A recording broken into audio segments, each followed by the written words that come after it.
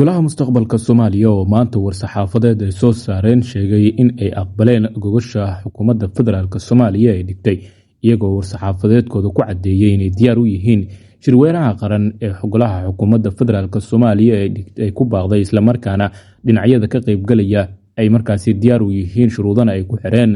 dhankiisa ra'iisul wasaare Xamse Cabdi Barre ayaa maanta markii ugu horeysay waxa uu sheegay in nidaamka federaalka Soomaaliya uu yahay caqabada ugu weyn ee hortaagan dowladnimada Soomaaliya.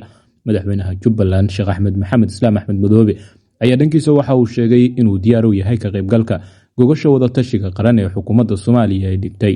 maamulka Somaliland madaxweynahooda Cabdiraxmaan Ciro ayaa waxa uu dhankiisa sheegay in Itoobiya ay xaq u leedahay gaarista badda cad isagoona hal arin oo la yaab leh ku dhawaaqay. Imaaraadka Carabta iyo Soomaaliya ayaa xaqiijiyay in xiriirkooda diblomaasiyadeed uu weli jiro isla markaana safaaradaha ay shaqeynayaan balse qodobo kale ay ku kala tageen maxay yihiin. madaxweyne Donald Trump ayaa wada dhankiisa weerarada ka dhanka ah Ilhaan Cumar iyo sidoo kale Soomaalida ku nool gudaha Minneapolis, waxaana Trump uu sheegay in Soomaalida guud ahaan baaritaano lagu sameyn doono isla markaana aan laga hari doonin. Ilhaan Cumarna si gaar ah baaritaan loogu sameyn doono hantideeda iyo halka ay markaasi ka keentay oo uu markaa shaki weyn ka qabo. Sheekh Mustafa Xaaji Ismaaciil Haruun ayaa markii ugu horeysay ka hadlay aqoonsiga Israa'iil ee Somaliland. hal qodob oo muhiim ah ayuuna ka dhawaajiyay daba muxuu yahay. waan kula wadaagi doonaa soo dhow daawade. sidoo kale waxaan kula wadaagi doonaa golaha mustaqbalka qaranka Soomaaliya kulankoodii maanta ay yeesheen war-saxaafadeedkii ay soo saareen kadib waxaa iyagana madaxweyne Dani uu sheegay inuu diyaar u yahay ka qaybgalka shirka. sidoo kale golaha wada tashiga qaran ayaa maanta dhankooda kulan yeeshay iyagana war-saxaafadeed ayayna soo saareen. qodobadaas ayaa daawan doontaa soo dhow daawade. hadday tahay booqashadaadii ugu horeysay nagu soo biir calaamada subscribe-ka noo taabo muuqaalka noo like gare aragtidaada qaybta faallada ah ee commentiga ku dhibo sida aad markaasi u aragto waa hagaaga. kulan ay maanta yeesheen golaha mustaqbalka Soomaaliya uu qayb ka yahay madaxweynaha dowlad goboleedka Jubbaland Sheekh Axmed Maxamed Islaam Axmed Madoobe, madaxweynihii hore ee Soomaaliya Shariif Sheekh Axmed, xubno kale oo ka tirsan golaha mustaqbalka isla markaana ka mid ah siyaasiyiinta Soomaaliya ayaa waxa ay soo saareen war-saxaafadeed iyadoona kulanka sidoo kale uu goobjoog ka ahaa madaxweynaha dowladda Puntland Siciid Cabdullaahi Dani oo isaga maalmahanba ku sugnaa magaalada Nairobi oo kulamo uu kula yeelanayay Siciid Cabdullaahi Dani hogaanka markaasi golaha mustaqbalka Soomaaliya iyo xubno ka tirsan beesha caalamka. war-saxaafadeedka ay soo saareen golaha mustaqbalka Soomaaliya ayaa waxa ay mid aad u dheer isla markaana qodobo badan oo xasaasi ah ay kaga hadleen kuwaasoo ay ka mid ahaayeen waxyaabihii keenay kala aragti duwanaanshiyaha iyo sidoo kale in muddo dheer ay kala maqnaadaan dhinacyada golaha. markii war-saxaafadeedkiisa uu markaa ku faahfaahiyey caqabadaha hortaagan dowladnimada Soomaaliya iyo sida looga gudbi karo, waxa ay dhanka kale sheegeen inay diyaar u yihiin ka qaybgalka gogosha wada tashiga qaran ee xukuumadda Soomaaliya ay ku dhawaaqday iyagoo tilmaamay in madaxweyne Xasan Sheekh Maxamuud ay ka sugayeen laakiin ay diyaar u yihiin cid kasta oo ku dhawaaqday oo ka tirsan dowladda. waxayna sheegeen inay shuruudo ku xirayaan ka qaybgalka gogoshaasi. shuruudo adag ayay markaasi ku xiran oo ilaa iyo markaasi ka kooban 4-5-6 qodob ka kooban. waxayna tilmaameen in marka hore ay diyaar u yihiin ka qaybgalka laakiin loo baahan yahay in shuruudaha ay soo bandhigeen oo ugu muhiimsaneed in la xaqiijiyo ajandayaasha laga wada hadlaya inay noqdaan difaaca dalka, amniga iyo sidoo kale midnimada iyo wadajirka ummadda Soomaaliyeed. golaha mustaqbalka waxa ay tilmaameen qodobada ay soo bandhigeenna ka mid ahaa in marka ugu horeyso waxa laga wada hadlaya ay noqoto difaaca iyo midnimada dalka iyo amniga, iyagoona tilmaamay in qodobka ugu muhiimsan uu yahay in la hakiyo wax ka beddelka dastuurka waqtigan socda si loo gaaro heshiis dhammaystiran. waxayna tilmaameen in inta ay socdaan waxyaabaha kala aragti duwanaanta iyo sidoo kale kala fogaanshiyaha keenay aysan iyagu markaasi aqbali doonin inay kulan ka qayb galaan. waxay tilmaameen in waxa kaliya laga wada hadlayana ay muhiimadda koowaad ay noqoto sidii looga heshiin lahaa doorashooyin waqtigooda ku dhaca isla markaana si wada ogol ah ay dhinacyada uga heshiiyaan. kulanka oo ka dhacay Nairobi ayaa waxa ay tilmaameen in ay diyaar u yihiin kulanka xiga inuu noqdo midka wada tashiga qaran ee dowladda federaalk Soomaaliya waqtigana ay mudeyso sida ugu dhaqsiyaha badan. tan waxay markaasi u muuqataa in golaha mustaqbalka ay diyaar u yihiin ka qaybgalka shirkii xukuumadda ay ku dhawaaqday. madaxweynaha dowladda Puntland Siciid Cabdullaahi Dani ayaa dhankiisa waxaa la tilmaamayaa warar hoose oo aynu helayno inuu diyaar u yahay ka qaybgalka kulankaasi isla markaana uu doonayo inuu kulanka qayb ka noqdo si loo gaaro heshiis siyaasadeed oo waara isla markaana xal u noqda dowladnimada Soomaaliya iyo sidoo kale isku soo dhawaanshiyaha siyaasiyiinta xukunka joogta iyo kuwa bannaanka oo muddo dheer kala aragti duwanaan baahsan ay u dhexaysay.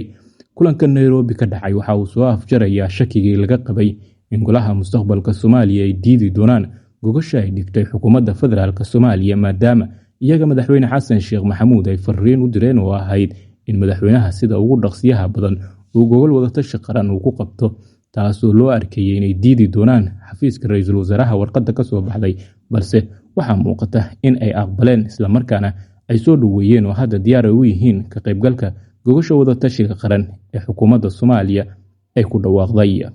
dhinaca kale, ra'iisul wasaare Xamse Cabdi Barre ayaa maanta markii ugu horeysay waxa uu ka hadlay nidaamka federaalka Soomaaliya.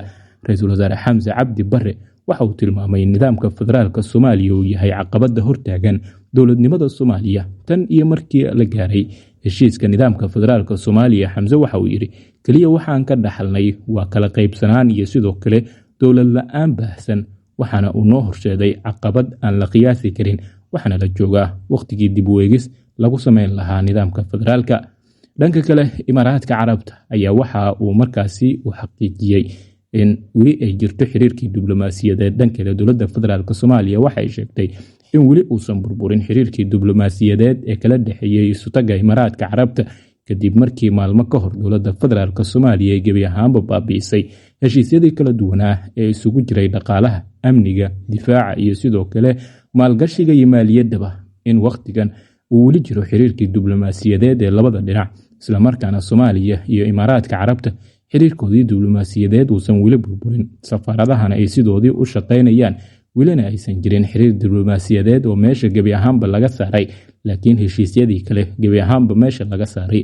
dowladda Soomaaliya waxay sheegtay inay ixtiraamayso xiriirka diblomaasiyadeed, laakiin aysan jirin wax heshiis kale oo Imaaraadka Carabta ay dowladda Soomaaliya kula jirto, taasna ay keentay xadgudubkii Imaaraadka uu sameeyay in meesha looga saaro. dhinaca kale, madaxweyne Donald Trump ayaa weli sii wada weerarada ka dhanka ah Soomaalida iyo sidoo kale Ilhaan Cumar. madaxweyne Donald Trump ayaa waxa uu weerar dhinaca afka ah uu mar kale ku qaaday Soomaalida iyo sidoo kale Ilhaan Cumar, waxaana tilmaamay in Soomaalida ay yihiin dad duuga isla markaana aan lahayn dowlad iyo dal. wuxuuna tilmaamay in la joogo waqtigii si dhab ah loo baari lahaa Soomaalida Minneapolis si markaasi meesha looga saaro howlahooda musuqmaasuqa iyo sidoo kale wax isdabamarinta ah ee ay wadaan. madaxweyne Donald Trump ayaa muddooyinkii lasoo dhaafay weerar aan kala joogsi lahayn waxa uu ku hayay dadka Soomaaliyeed, isaga oo meel kasta oo uu tago ka cayni jiray dadka Soomaalida. waxaana ugu dambeeyay shirkii dhaqaalaha adduunka ee ka dhacay Davos, Switzerland, oo mar kale weerar ku qaaday Soomaalida. wuxuuna tilmaamay in Ilhaan Cumar si gaar ah loo baari doono hantideeda iyo halka ay ka keentay. wuxuu yiri waxay ka timid dal aan jirin, maantana hantideedu waxay kor u dhaafaysaa 30 milyan, waa in la baaraa, ayuu yiri Donald Trump. dhinaca kale, madaxweynaha maamulka gooni-goosodka ah ee Somaliland Cabdiraxmaan Ciro ayaa waxa uu magaalada Davos maruu ku sugnaa uu sheegay in Itoobiya xaq ay u leedahay gaarista badda cas isla markaana ay kala shaqayn doonaan. wuxuuna sheegay Cabdiraxmaan Ciro inay diyaar u yihiin in sida ugu dhaqsiyaha badan ay u fududeeyaan sidii Itoobiya ay ku gaari lahayd badda cas.